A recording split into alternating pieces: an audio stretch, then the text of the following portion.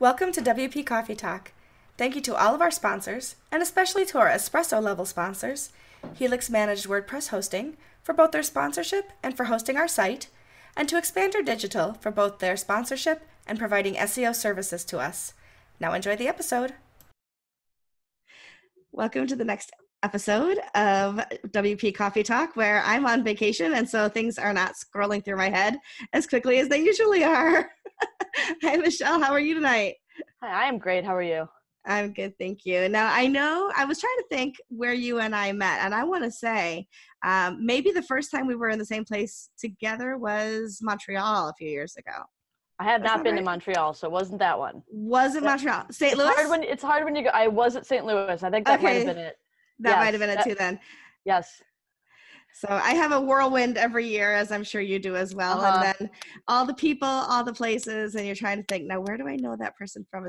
And then I see you on Twitter and on other podcasts, and it's like on Facebook, and it's just awesome. Usually people have to tell me like what we talked about or where we were, so that I can be like, oh, sure, because I just meet so many people that it's so hard to be like, do I actually know you in real life yet, or are we just internet friends? Like, I don't remember. I know. My least favorite is when I say to somebody online, I'll say, I'm so looking forward to meeting you in person. And they go, you mean like we did last year? And I'm like, oops.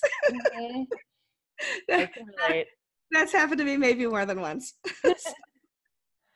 But a lot of people attend one or two conferences a year, one or two WordCamps a year. And you and I are people who attend multiple WordCamps a year. So yes. And so they all start to kind of run together after a while. Well, anyway, my guest this evening is Michelle. And do you say Schulp or Schulp? I've actually never heard your last name. Schulp. Don't you hate? Oh, I love like pronouncing words that you've never heard said out loud. That is another thing that is just, so I understand. I usually ask before we start recording so that I don't look embarrassed, but great. I get called Michelle Amos all the time. And I also get called Amy, which is very strange just because my last name's Ames. So okay. So anyway, Michelle Schulp, it's nice to have you here this evening. And tell us a little bit about yourself and what you do. Sure. So I am a independent digital designer, front-end developer. I've been independent for the last decade. In the WordPress space, I build custom themes for clients. And in the enterprise space, I do UX strategy consulting and presentation design. So you kind of are a woman of all trades there, making sure that everybody's got what they need and are perfectly represented on the internet. Which is awesome. And you do speak at a lot of WordCamps as well, do you not? I do. In fact, we just wrapped up WordCamp Minneapolis, my hometown WordCamp, this past weekend. Yeah, that's awesome. I was there were some really good WordCamps going on this weekend, and I was home. And I had serious fear of missing out on all of them, watching everything happen on Twitter and Facebook, just knowing that it's okay. WordCamps are allowed to happen without me there. It was, two of my other favorite WordCamps were happening this exact same weekend. So that was very sad, but they were all good. So many WordCamps, so little time, right? Mm-hmm. That's awesome. Well, I always ask people to tell us about your mug. So you have a brand new mug. So tell us about yours. So my mug is the organizer gift for WordCamp Minneapolis this year. It has my name on it. It does. And what I'm drinking is transparent stevia root beer. So this is root beer. You can totally tell. Here's the can, but I love it. Well, I'm using a mug I've never used on the show before. Now, I'll be 51 this year, and I want to say it was Christmas, probably about 3 years ago. So it's going to look like a child's mug because it's a child's mug. But I have only had it a few years. My mother gave it to me for Christmas, probably 3 or 4 years ago. She gave one to my daughter too. It's this tiny little cat mug. Oh, that's great. Isn't it cute? That's adorable. In order for me to drink out of it with my right hand, you're going to be seeing a cat butt a lot. Oh, I'm sad that they don't have the little butt asterisk. I could have drawn that on for you had you asked earlier. And I like to drink. I love fizzy things, but I don't necessarily. I'm trying to get away from sweets and caffeine, so I'm drinking mandarin orange sparkling water. That's what I've got. Fantastic. Yeah, so I've mostly given up Dr. Pepper. I have like 1 or 2 a month, but sure. I'm working on it. So tell us how you got started with WordPress. Wow, gosh. So I I'd heard of WordPress. I mean, even back as far as back as being in college. And I remember deciding to give it a try at one point after I'd already gone out on my own, because I had heard that it was easy for designers to learn. That someone had said that at some point, and so I decided to give it a try. And I was not qualified to be doing any of that, but I kind of hacked my way through, kind of maybe customizing a little bit of a theme. And this was a while ago. I mean, this was before like menu structure was really a thing, right? I mean, it was a while ago. But that was what got me started on WordPress, the software. But WordPress, the community, a couple years later, I was just Googling. This is when I lived in Chicago. I was just Googling for design conferences in Chicago just to find something. And WordCamp Chicago 2011 popped up, and it was coming up very soon. And I was like, this is very affordable. I should go to this. So I did. Prior to that, I had a little bit of experience with a WordPress thing because I'd gone to the CMS Expo, I think the year before. And the agency that I was working with did Joomla. And one thing I knew is that I did not want to do Joomla from that experience. And so I was like, maybe I'll go learn Drupal. So I sat in the Drupal track all day, and I was kind of like, this sounds hard. And then the last session of the day, I went in the WordPress track. And the reason I went in the WordPress track is because they had like all the little pins, like the rainbow pins. And I'm like, that looks great. I'm going in that track. And I did. And I was like, this is so much better. Why wasn't I in here all day? So it was kind of all leading me to it. But yeah, WordCamp 2011 was my first WordCamp, and the rest is history. So I just heard a great tagline: "Come for the swag, stay for the software." That's what I just heard from Michelle Schulp. I love it. True.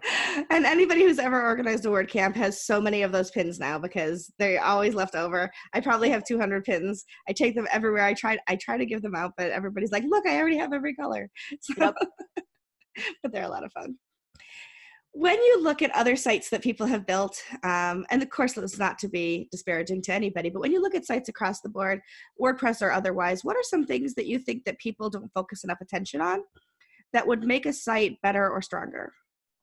I think that in general, it's not necessarily like a feature or a specific kind of interaction. It's more that when people are building things, I don't think people are asking why they're building it enough times. Whether that's deciding which content to put somewhere or how to lay something out or what colors to use or what images to use. I think that a lot of the problems with a lot of sites on the internet is that people didn't really ask why they were doing it. They were just like, this is cool, or this is new, or this is shiny, or this is fun. I think if people were more deliberate and purposeful about some of the stuff they put on sites, again, that could be anything. That could be, do we use a slider? Probably not. Probably don't do that. How should we lay out our menu? How should we organize our pages? How many pages do we need? What colors should we use? Where should things go? All that stuff. If people were more purposeful and really asked themselves what they were doing, I think the web would probably be better. When's the last time somebody asked you for a page counter? Oh man, I don't know. I remember those. Wow. I kind of want to put one on my site now. Just to be retro. Yeah. This is a vintage website. It has a splash page and a page counter. Well, don't laugh. I'm actually working on a project for a client right now that basically has a splash page, but it's all like CSS driven. Okay. So it's like coming back full circle. It's really interesting. Is it going to have a marquee too, like a flashing marquee? As long as there's no flashing. Okay. There's not. No. We'll cut you some slack then. What's something that you wish you had known when you got started in WordPress that you've learned over the years that might have made your life a little easier?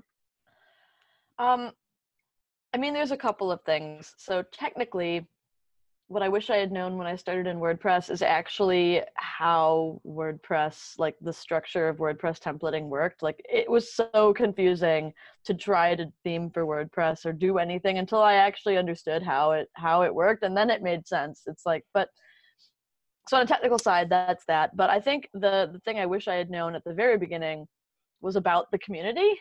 Because it took me a couple of years of trying to build WordPress before I found the WordPress community. And that was more transformative than any piece of technology that I learned, because that's basically where I learned all of the pieces of technology from. I think there's still a lot. I mean, the community is very large. A lot of people are in it all over the world. A lot of people are involved, but there's still a huge majority of people that are just using or building or doing WordPress without knowing that there is this like massive pool of resources out there to help them and lean on. And I think that would have been something that I wish I would have known a little bit earlier, although I am glad I found it when I did. I think it's one of those things that it's kind of hiding in plain sight, but yet if you don't know to look for it, you're never going to find it. Exactly. We do have one person in the Rochester WordPress community who's never logged into WordPress. He likes us. We call him the groupie. He's our WordPress groupie, and he, heart of gold, like he'll show up and he'll haul stuff for you. He'll carry stuff to the car. He comes to WordCamps and he goes and sits in all the different sessions. Doesn't do anything with WordPress, but he is like just a diehard WordPress community member, which is so cool. And I just love that it's not only the kind of community that you can learn a lot from, but that it's good people you really do just want to kind of know, which is kind of cool. Exactly. Yeah. So what is one of like your favorite WordCamp experiences, or maybe even two, where something happened, you met somebody, it was an aha moment, like something pivotal or inspirational to you? All right. I actually have a couple. I mean, I have a billion, obviously, wonderful things happen all the time, but I have a couple that really influenced kind of how I see the world and kind of my approach to everything. So one of them, early on when I started getting involved and I learned about the community, I learned about the people in the community, and I realized like the people that I started out kind of, starstruck, like, oh my gosh, these people on stage are so smart, like they're amazing, and they like wrote the actual software, and I'm just like this random designer and I don't know that, like, these people are so great. I kind of, you have a little bit of like weird celebrity worship type stuff because you just think they're so much better than you, right? Yes. And I had slowly getting started doing speaking at events. Like, I didn't really feel like I was qualified, but I'm like, I guess I have something to share, so I'll do it. I was speaking more and traveling a little bit more, starting to get to know the people that were on stage, being like, all right, you guys are all pretty cool. You people are all pretty cool, not just guys. But the transformative moment for me that really made me kind of take a step back and look at how I looked at people was when someone, I don't know, it was a few years ago, so I'd been speaking for a little while.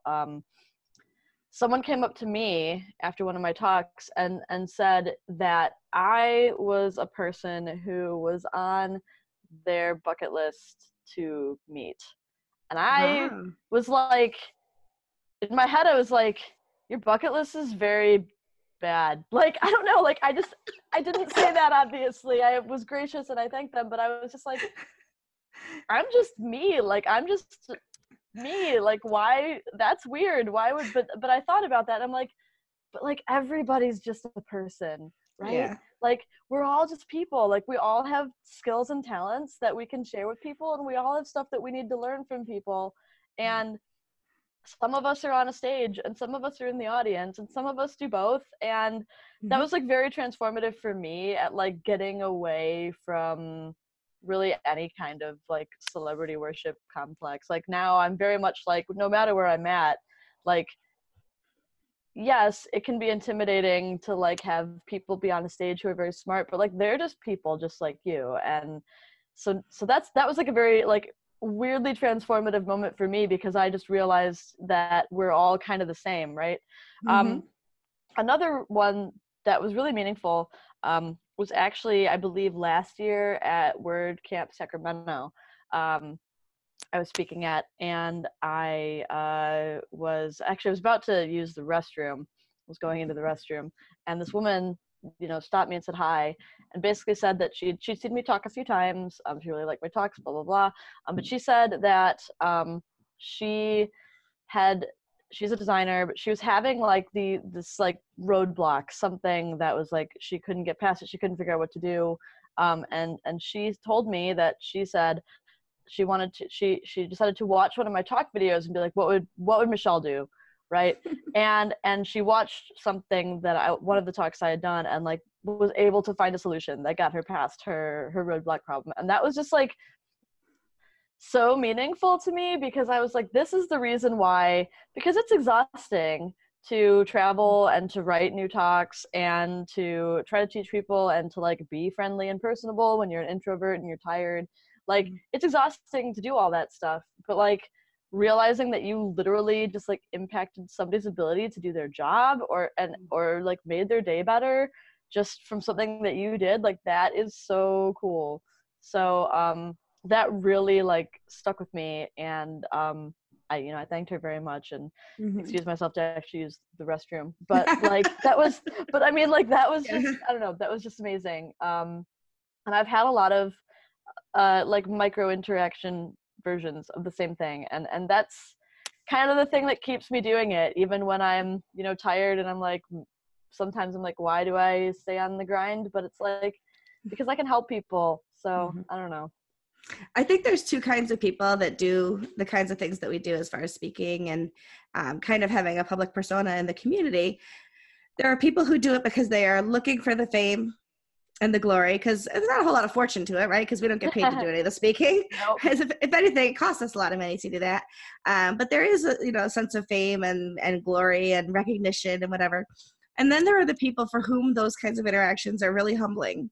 And I see you as being one of those people that's really humbled by that, and takes the gravitas that comes with something like that to say, not only that's amazing, it feels really good that I had that interaction, there's a lot of responsibility that comes with that too. And I totally see you taking that as something very serious, and knowing that when people do look up to you for things like that, it's like, I better bring it. Oh, very, very much so. I mean, I try to put a lot of effort and a lot of thought into all of the talks that I do for that reason, just because it's important. I mean, I know that I'm not getting paid. I am doing it as a volunteer, but like, if I'm given the authority to stand up on stage, like I should deliver something of value that is useful and yeah, all that stuff. So I completely agree. Yeah. Have you ever had a talk kind of where you thought, oh, this is going to be awesome, and it kind of, you feel afterwards like, well, that kind of fell flat? Yeah, I mean, I've definitely had better and worse talks, and better and worse venues, and better and worse audiences. I think one of the most disappointing ones was a year that I was at WordCamp New York, and it was in massive rooms, right? Like big, huge rooms, because it's WordCamp New York, right? There's lots of people. And I was giving a talk that I was very excited and proud of. And there were like 5 people in the room, and I was like, oh man, like it was still, I came all the way to New York. Yeah, I mean, like I gave the heck out of that talk to those 5 people, Yep. and the people that were there enjoyed it.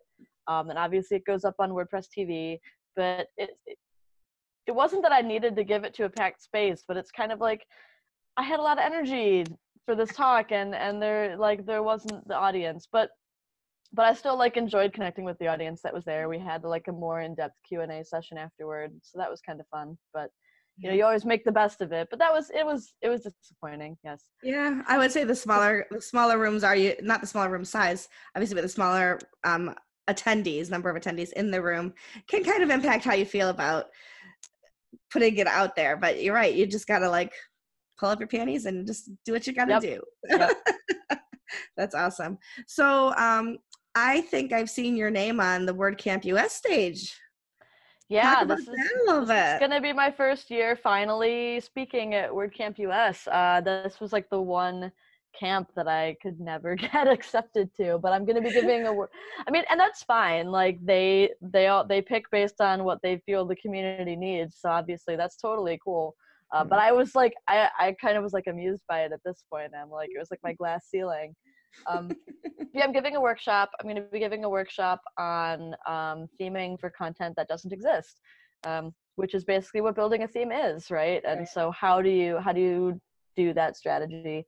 But I'm pretty excited about it. I still need to. I've written kind of an outline for it, but I still need to actually write it. So now that Minneapolis is over, I'm going to be kind of focusing on that and some other new talks I'm giving at the end of the year. So yeah, I was excited. I'm on the WordCamp US organizing team. I'm not on the program team, so we're all kind of part of the selection process as far as at the very beginning in certain areas being able to say I would go to this one, I wouldn't go to that one. Sure. But I wasn't somebody who picked any of the finalists, but I'm excited to see every year whose name is drawn. And every year I put my name out there too, except this year, because when you're on the organizing team, you can't also speak. But Right. So I know that feeling of wanting to every year, and you're like, no.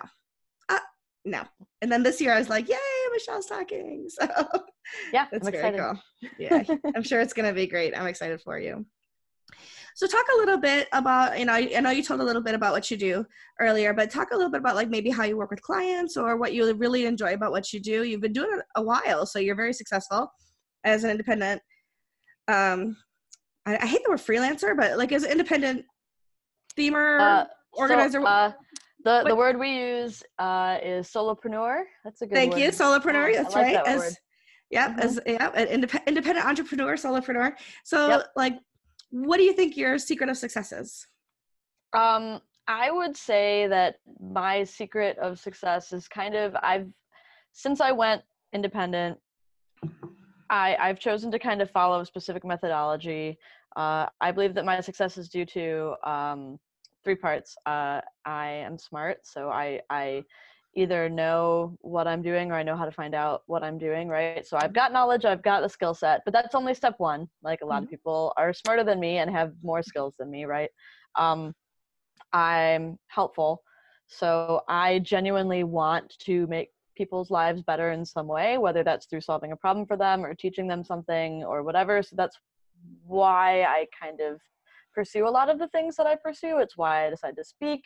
It's why I decide to be involved in my local community. It's why I'm involved in the AIGA and on the board of directors. Like there's lots of things that I do because I want to be helpful. And then I'm purposeful. So I want to kind of curate all of these things in a way that kind of provide the maximum amount of value to myself and to everyone else. So like there's a million things I could be involved with. I've been asked to be on like the WordCamp US organizing team a few times, and I'd probably be good at it, but like it wouldn't provide my life enough value right now because I don't have the energy, and I wouldn't be able to provide good value to everyone else. And so I'm kind of curating all that. So it's like that 3-part thing that I feel has been it's constantly a learning process, but I feel that's kind of contributed to my success. And I feel like the thing that I bring to the table that makes me maybe special or different from other people is that I consider myself first and foremost a translator.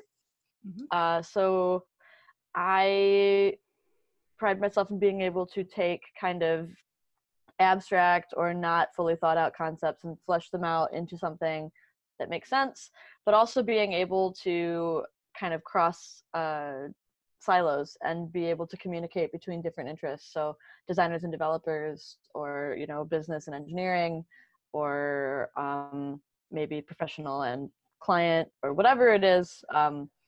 I kind of feel like that's my sweet spot, and that's where I'm like the happiest, which is why it's been really fun being an independent, because I get to work across a lot of these different silos.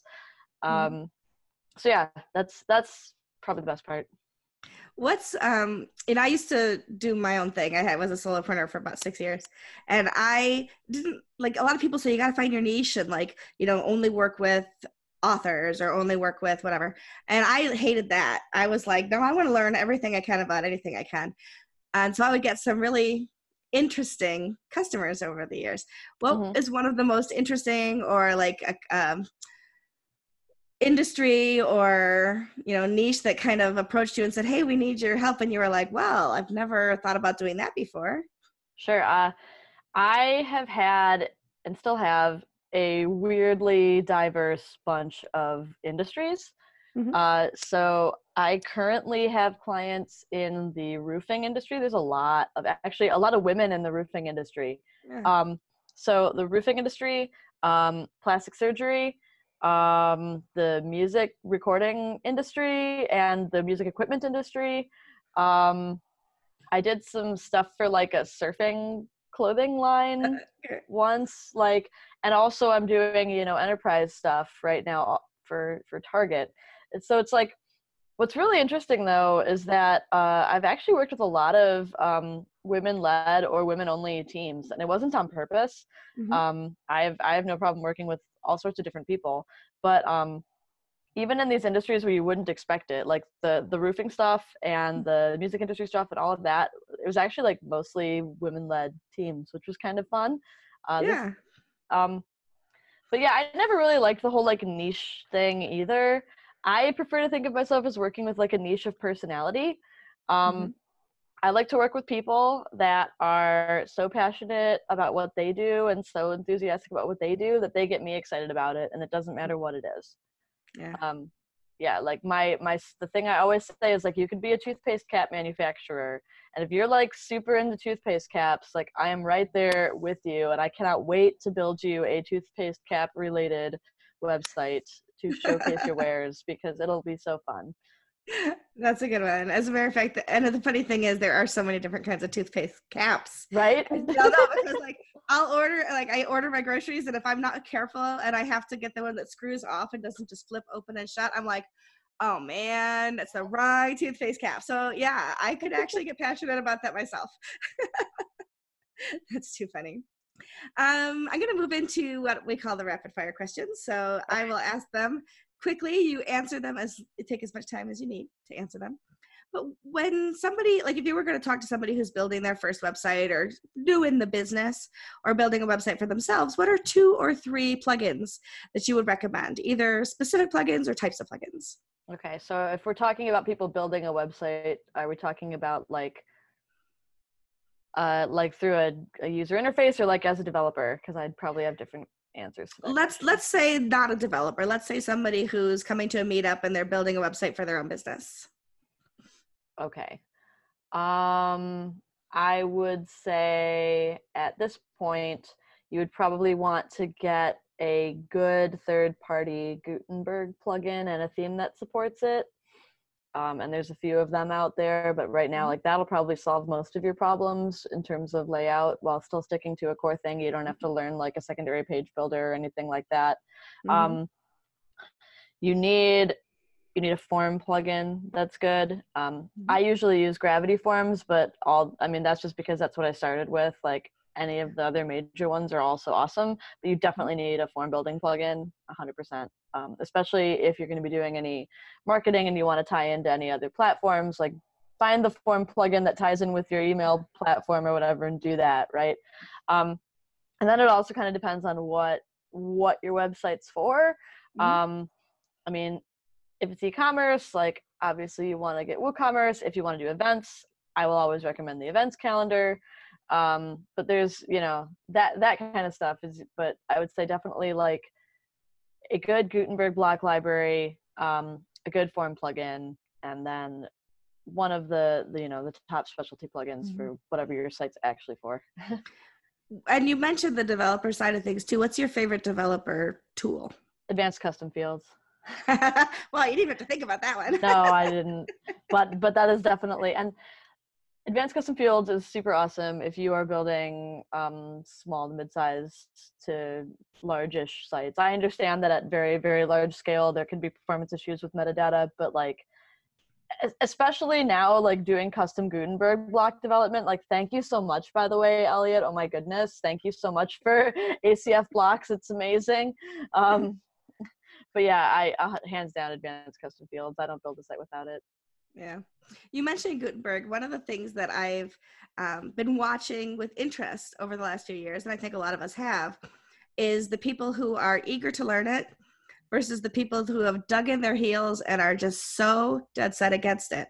And one of the things that I think is if you've actually taken the time to work with it throughout its development at all, from when it was a plugin to, now that it's part of core, the more plugins that have evolved to use blocks, the better that Gutenberg itself has gotten. It's actually not the barrier to learning that people thought it was once. Has that been your experience as well? So I have loved the philosophy of what Gutenberg is doing since the beginning, because the web is modular. It is not built on pages. Like the web is built on blocks of content that can repeat in different ways, much like code is.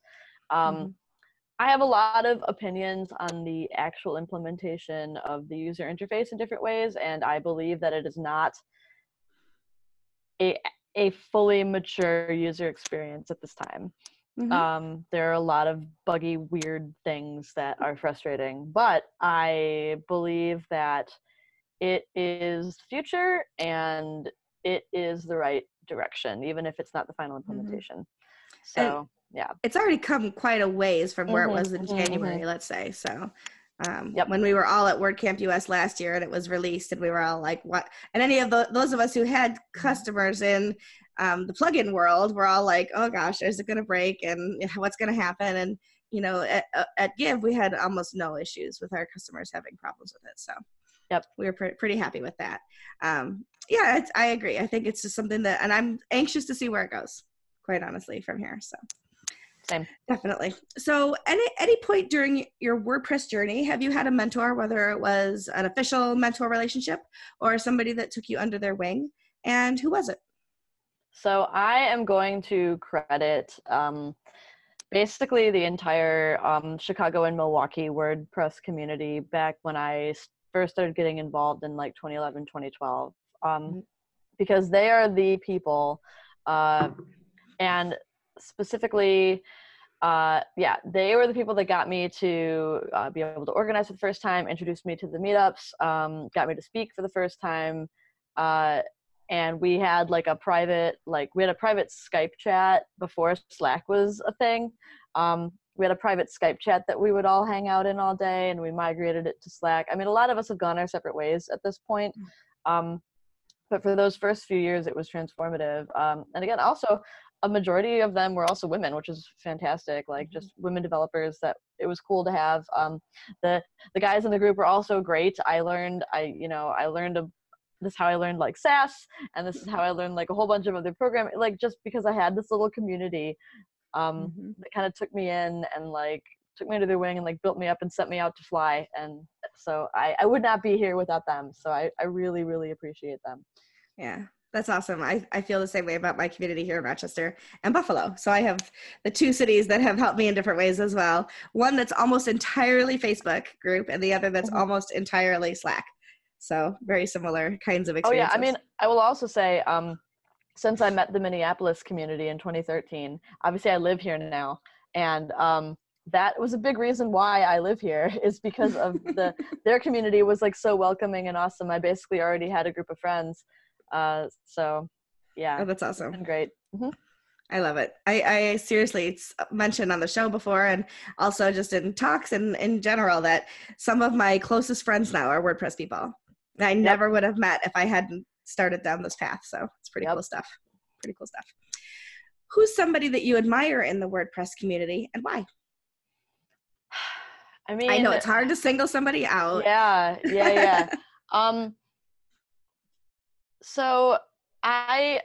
Okay, I don't have like I can never answer this question about anything. Like, I can never pick out like a person that I like. If people ask me about like a historical figure or somebody, I'm always like, I don't know.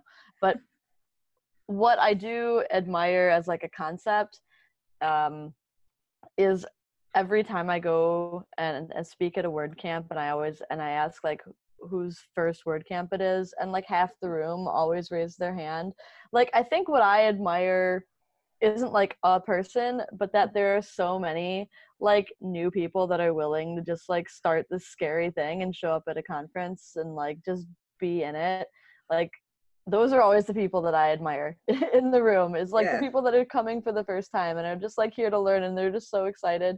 I don't know. So it's like a cheating answer. No, actually, it's a really good answer. And nobody's ever said that before. So that's actually, I appreciate that too. And it's true. You're right. Like almost always, like half the room's like, me, you know, and then we ask, and how many of you have never even logged into WordPress? And there's always a bunch of people too that like, I want to learn about it. And that's pretty cool. That is a really cool first step. So I'm glad you brought that up. That's really neat. What's something that you'd like to learn in WordPress, but you might not have tackled yet? Yeah, I mean, I have finally just now started doing like Gutenberg block development through advanced custom fields, so that's cool. I I feel like my knowledge of like actual programming needs to be better. Like I've messed around with, doing stuff like, declaring classes and object oriented programming and stuff. But I feel like it's very task based as opposed to concept based. Like I need to accomplish this thing. How do I do that within this programming framework? Mm-hmm. So I feel like I need to work on my foundational knowledge of programming as a whole. Beyond like, I know what an if statement and a for loop are. Like, okay, cool, good job, Michelle. But I feel like that is probably like, I feel like my knowledge of WordPressy stuff is pretty good, but my knowledge of the programming languages behind it could be better. So You're years ahead of me on it, but I appreciate the answer because I think that's probably true of everybody in their area. If they really take time to look at it, we could always use a little more big picture foundation type stuff too. So no, that's good. What's the biggest WordPress mistake you've ever made, and what did you learn from it? I mean, I've certainly had a few deleting databases I shouldn't have deleted, and like writing code over things I shouldn't have written code over, and a lot of stuff. But honestly, the biggest WordPress mistake I made wasn't necessarily a WordPress mistake, but it was in the service of doing WordPress. And that was in terms of communication. So I used to have this philosophy where I didn't like to go to clients with a problem. I only like to go to them with a solution. And that's great, I guess, except for the fact that they don't actually care if they care if you solve the problem. That's not what they care about. They care that they're part of the process and that they're involved. So if you just disappear while you're frantically trying to fix a problem, that's a terrible time for you to disappear, because they're like worried because they know that there's a problem and you're not saying anything to them. So I'd say the biggest mistake I made was like in a lack of communication when I was trying to go heads down and fix things, rather than just taking a minute saying, hey, I am aware of XYZ happening. I'm trying ABC right now. I will get back to you when I know more. Yeah. And I would say the other mistake that I've made is trying to do too many things without asking for help. I've definitely wound up in some holes that were deeper than I was qualified to dig out of. And in the past, I would have just been frantically Googling things forever until I maybe found something. But I have learned to just be like, hey, I need to figure out an answer to this, and I need to ask for help because I'm not qualified. So yeah, I learned that once upon a time where I actually was helping a new customer. They had their site hacked, and they came to me. They're like, I know that you know WordPress. Do you think you can fix this? And the hubris kicked in, right? Because I'm like, oh, I know how to restore a backup. I mean, they're on GoDaddy. They've got backups, blah, blah, blah. Well, it turned out that they only had 30 days worth of backups, and the monster was in there prior to 30 days before. And I was way in over my head. This several years ago. And I was just like, I had no idea what I was looking for. And I hired somebody. I paid somebody their time as opposed to just asking for help. I asked for help that I was absolutely 100% ready to, value their time as well. Cause I knew there's no way I could fix it. So yeah, I hear you on that one. It's easy to do for sure. What's your proudest WordPress moment? I mean, yeah, I don't know. I've had a lot, like code success and like different stuff that I've learned, and I mean, there's plenty of times, but I mean, I really think that every time someone tells me that, actually, okay, so this is it. So one is like when people come up to me and tell me that, they've learned something from a talk that I've given or whatever, but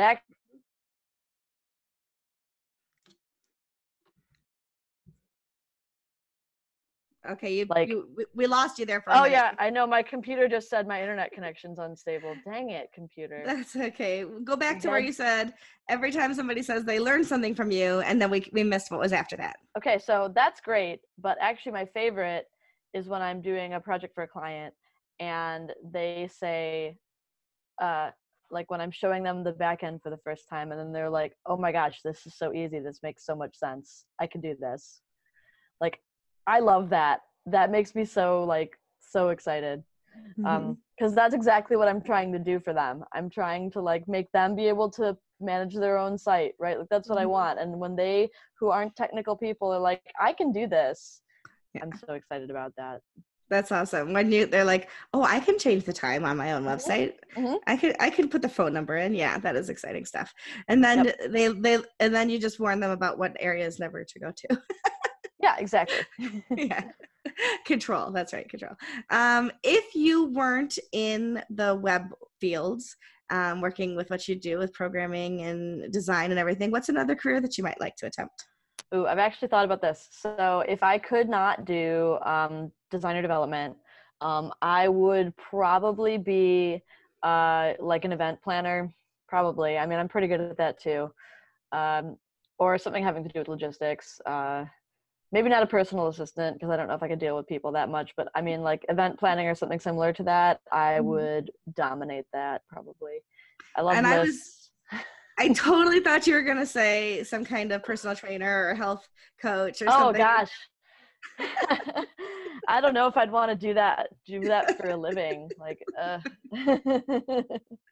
No, I think that's cool. I love event planning. That's why people like you are great to have on an organizing team, because you can get behind it and figure out like what needs to be done, that kind of stuff, which is awesome. What's something on your bucket list? Just in general? Ooh. I mean, there's places I want to travel to, and there's places I want to eat food at, and because like eating food and drinking interesting stuff has become like my other hobby. Like apparently my hobbies now are eating food and working out, because apparently that's the only other things I do with my life. Clear root beer. Right, yeah, clear stevia root beer. No, I mean, yeah, there's places I want to go. I mean, just that I haven't been. Gosh, I don't know. I like hardly ever think about doing things for fun. Oh, no. maybe you need to change that. Get 8 hours of sleep. That's that would be a good one for sure. Right. I don't know if you saw my tweet yesterday morning, but I slept until almost 11 o'clock yesterday morning, which was like, and I actually went to bed before midnight, which is almost unheard of for me. Wow. And when I woke up, I had to pee so bad that I jumped out of bed so fast that I lost my balance. And I literally fell out of bed. I'm like, I'm 50 years old and I fell out of bed. And the thing that hurts the worst, of course, is my pride, even though only my cat saw it. So because nobody knew about it, of course, I had to put it out on Twitter. Obviously. You know, who wouldn't? So yeah, that 8 hours of sleep was a good thing. I haven't done that in a long time. Show us or tell us about one of your hidden talents, something maybe the WordPress community doesn't know about you. I am extremely good at packing suitcases. Like I'm really good at the Tetris of physical things. I can pack a space pretty well. I'm also really good at roasting marshmallows, even though I don't eat them. I'm sorry, but golden brown is the only correct way. Like if you like them burned, I guess that's fine, but like you're missing out, because it's basically like charring the outside and having a cold inside, but that's not how marshmallows work. I have opinions golden brown. on marshmallows. Like this is a hill I will die on. But I can roast marshmallows and I can pack suitcases. So if you need those things, come see you. Just send her a picture of what you've got. Send her a picture of your suitcase, and she will send back a diagram of how to fill it. Likely true. That's so funny. Although it will come with a price, because nobody's time is free. So. Oh yeah, no, I'm quite expensive. It's probably not worth it. How can people find you online? I am Mark Time Media pretty much everywhere on the internet. If you want to stalk me everywhere, you can just go to mynameismichelle.com. That has links to all my stuff. If you want to read about my health and fitness stuff that's tailored towards tech and freelance professionals, you can go to fitnessandfreelance.com. Otherwise, yeah, Mark Time Media everywhere else. Fantastic. Yep. Is there anything else you'd like to share with us today before we sign off? Oh man, that's like the highest pressure thing. I don't know. If there's that, just if there's something like at the back, like she didn't ask me this. Oh man. No is a complete sentence. It is. That's Saying it. right. Yep. And I like your Wapu in the back. I have one on my shelf Oh, as well. yeah, I got a couple of those. Yeah, Wapu and Bullseye. Bullseye dressed as a girl in technology. Oh, that's cute. Is that from Target? Target, yeah. Yeah. Oh, that's awesome. I love it. Yep. Yep. Tech girls. Tech Mm-hmm. girls unite. It's Yep. awesome. Fantastic. Well, thank you so much for being with me here today. I look forward to seeing you at WordCamp US. Yeah. And staying in touch on all of those different social channels. Sounds great. Thanks, Michelle. Bye. Bye. WP Coffee Talk with Michelle Frechette is a proud supporter of WP and Up, whose mission is to support and promote positive mental health within the WordPress community. Visit their website at wpandup.org.